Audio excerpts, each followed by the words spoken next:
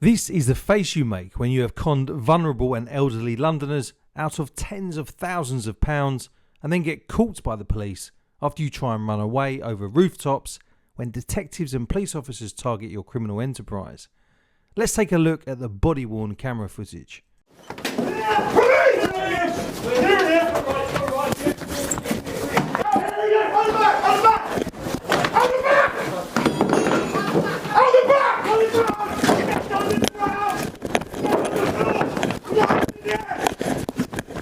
Careful. Yes, do not move! Do not move! Keep going. I'm police! Stay where you are! I'm police, I'm police.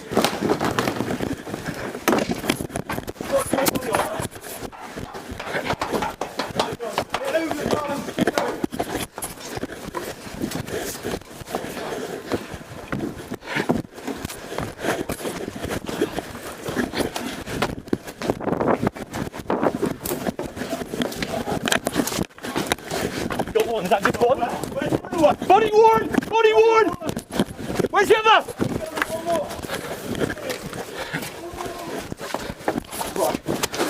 Body worn. Get down! Get down! Police officers, okay? Right, Gus. Listen to me. Listen to me. Listen, I'm not resisting. You're under arrest Alright. on suspicion of conspiracy to defraud. Do you understand that? Yes. Okay, do you speak English? Yes. What's your name? Mohammed. All right, Mohammed, you don't have to say anything. May harm your defence if you do not That's mention fine. one question, something you later rely on in court. That's fine. Anything you do say may be used in evidence. Do you understand that? That's fine. The reason for the arrest is to allow us to do searches of the address That's fine. and stop you speaking with other people. That's fine. Before we find out more about the background story, this is just a quick reminder to subscribe to our channel because nearly 90% of the people who watch this will forget to. Mohammed and his fellow criminals had contacted hundreds of potential victims across the country by telephone, targeting a region for a number of days before moving on to the next.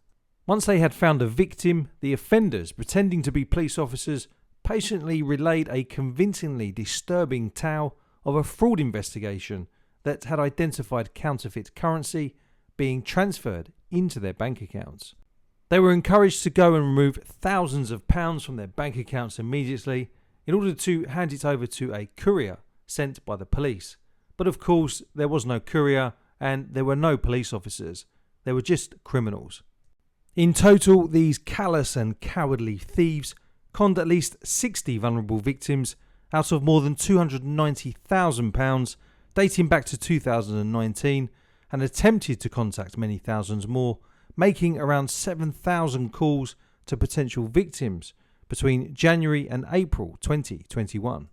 Most of the victims were over the age of 75, with two aged 99. Some of them were terminally ill or had dementia and other age-related issues. Many victims have been unable to recoup their loss.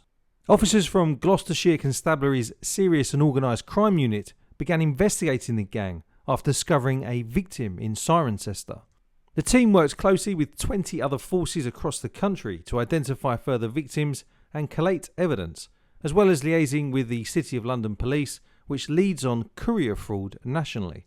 Following intensive work by officers across Gloucestershire Constabulary, a warrant was executed at a property in Theberton Street, London, on the 6th of April 2021. When members of the gang tried to escape through an upstairs window, officers gave chase across the rooftops, eventually catching and arresting Hussein, Marjan, Rahman and Islam.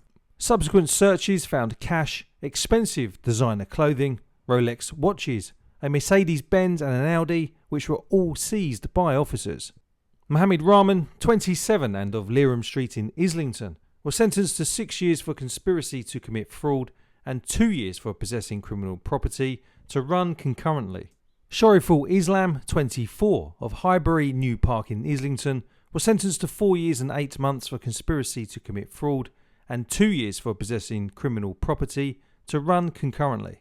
Mohammed Hussein, 24, and of Collier Street in Islington, was sentenced to 5 years and 4 months for conspiracy to commit fraud. Mohammed Marjan, 23, and of James Morgan Mews in Islington, was sentenced to 4 years and 8 months for conspiracy to commit fraud and 2 years for possessing criminal property. Again, his 2 sentences are to run concurrently. Judge Michael Cullum told them, "Each of you were fully aware of the scale of the operation you were involved in, and you were additionally aware of the basis of the fraud, which was to prey on the trust of the elderly. The fraud depended upon recognising and exploiting the frailty of the elderly. You found them in the last years of their lives. They rightfully had trust in the banks. They also had trust in the police, and rightfully so. You took from these elderly victims so much more than money. They were told if they did not comply, they would lose their life savings, which is exactly what did happen. At least half of them have failed to be reimbursed by the banks because they told lies at your behest. These were your lies. These victims were intelligent, retired professionals who would naturally wish to assist the authorities. They were severely embarrassed and distressed by the loss of their savings, saying that they felt stupid. They are not. They were conned. I have no doubts that the effect on them has been to irretrievably change the way they look at life and society. It is bound to affect them for the rest of their days." Detective Inspector Matt Phillips, who led the investigation, said, "This sentence shows how seriously we take courier fraud. It was the result of a lot of immense hard work from many officers at Gloucestershire Constabulary who went above and beyond to ensure that we could show just how low these men were willing to stoop in order to defraud the vulnerable and elderly. I want any gangs who try to target the people in our communities to know that we will not sit back but will actively pursue them for their crimes, not just in Gloucestershire but anywhere in the country." Following their arrest last year, no courier fraud was recorded at all for a period of months in Gloucestershire, and significant reductions were seen across other parts of the country, which shows that our message is getting through. We will not stop until we bring you to justice. I would like to thank not just the officers involved in this case, but the victims and their families who have bravely come forward. These men were sophisticated con artists and were able to pull the wool over many intelligent people's eyes before being stopped. This has had a huge impact on many victims who have not only seen a huge financial loss, but have been left with psychological damage, resulting in some being too scared to answer the phone or even leave their house. I hope that this sentence will bring some peace of mind to the men and women they targeted.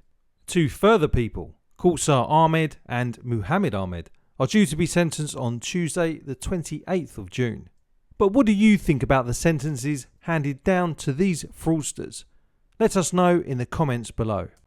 If you'd like to help support our team of former emergency services personnel as we bring you fact-based, unbiased stories from the front line, then please consider joining our channel or sending us a super thanks. Thanks for watching. Please don't forget to give this video a like so that more people on YouTube will get to see it. Don't forget to sign up for our free newsletter so you never miss any of our videos or stories. And don't forget to check out our other videos. Until next time, stay safe.